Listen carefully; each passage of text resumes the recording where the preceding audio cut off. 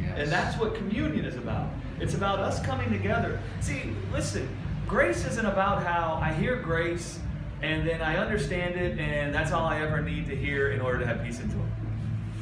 Grace isn't something to be understood intellectually like a mathematical problem, and then once you get it, you close the book and you graduate.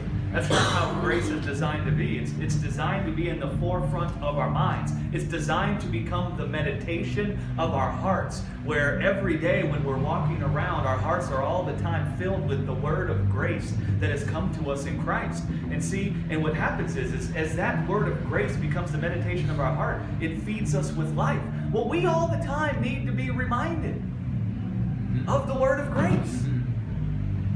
And so when we take communion, we're being reminded of the word of grace, of what God accomplished by his strength to conquer what we were all the time trying to conquer. We were all the time trying to conquer sin and death. Right.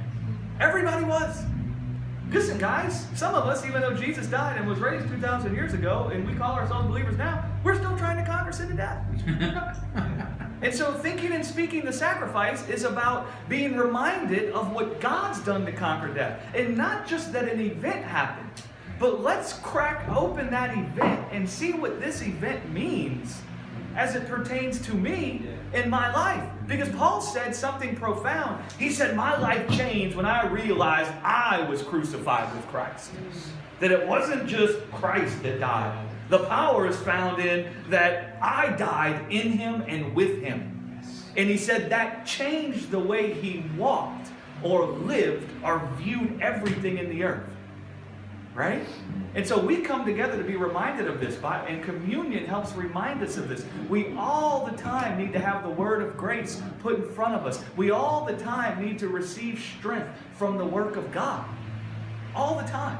We all the time need to have rest brought back to our souls. We all the time need to have our hearts kept by the peace of God, our minds kept by the peace of God. And the way that happens is through the speaking and thinking of Christ and him crucified. Right? And then it becomes the meditation of our heart. You know, when you meditate on something, you're absorbing what's contained in that thing into yourself. It's like you're chewing on something. You know, like I grew up in the South, and so in my high school, a lot of my friends, man, they chewing tobacco and chaw or whatever. Chaw. You know, take that big old thing and stick it in their lip, you know. They're sucking, they're absorbing the juice or the nicotine out of that thing. You know, like when you chew on beef jerky. You don't just put the jerky in your mouth and say, well, I'm real satisfied. You don't just let it sit in your mouth. You notice how you begin chewing on it. And as you chew on it, the flavor starts coming out. The nutrients that are contained in there start coming out. And you start absorbing it into yourself. When you chew gum, you don't just take the piece of gum and stick it in your mouth and say, oh, that's nice.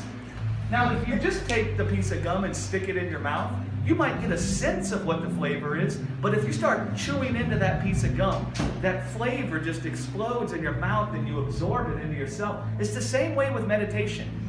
When we find the meditation of our heart being Christ and him crucified, and what it means that we were crucified with Christ and we were raised up with him unto his life. When we start realizing and meditating on that, what happens is we're chewing on it. Yes. And we're sucking out the flavor and the nutrients that are contained in that word. And we're sucking it out and absorbing it into ourselves. And then we're being fed with the word that is Christ. We're being fed by it. We're being strengthened by it. Our hearts are being strengthened by grace. We're being fed by his life. And then that seed that is Christ, it's cultivated in our hearts and it becomes a tree of life in our hearts. And it brings forth God's fruit in us. The power of God to bring forth his life in us is found in the word of what he's done in Jesus. Not in the word of, here's what you can do to have life. Let's see if you can get it right. See, we think, here's what you can do to have life, and that's the word we're busy with. And we're trying to suck life out of that. We're trying to suck life out of our own works. Your works don't possess any life. So what do you think happens if you try to suck life out of your works? You're not going to get any life. You're not going to get any life. Not only that, you'll be defining yourself by your works.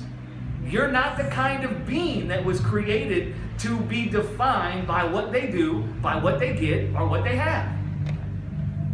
Jesus said, I know no person after the flesh.